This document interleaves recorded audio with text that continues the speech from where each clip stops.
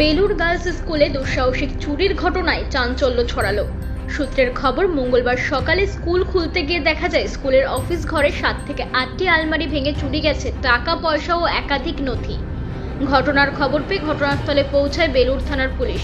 শুধু কি টাকার লোভে চুরির চেষ্টা, না এর পেছনে রয়েছে অন্য কোনো চক্রান্ত, তা খতিয়ে দেখছে পুলিশ।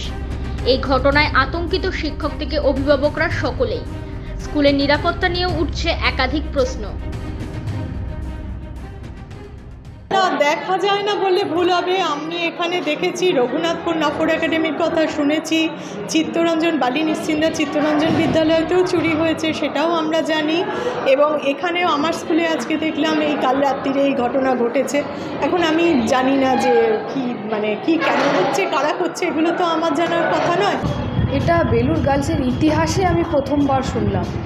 আমার এতগুলো বছর হয়ে গেল এইখানে অ্যাজ এ প্রেসিডেন্টে আমরা কখনো এই স্কুলখানে আমি এই এলাকাতে এইরকম স্কুলে চুরি সরকারি স্কুলে আমি কখনো শুনিনি। এটা আমাদের হেডমিস্ট্রেসের কাছে যেটা শুনলাম যে চিত্তরঞ্জনে হয়েছে, এটা মাসখানেক আগেই। তো আমরা এখানে মোটামুটি সবাই তো অ্যালার্ট ছিলামই। যাই হোক, সিসিটিভি রয়েছে।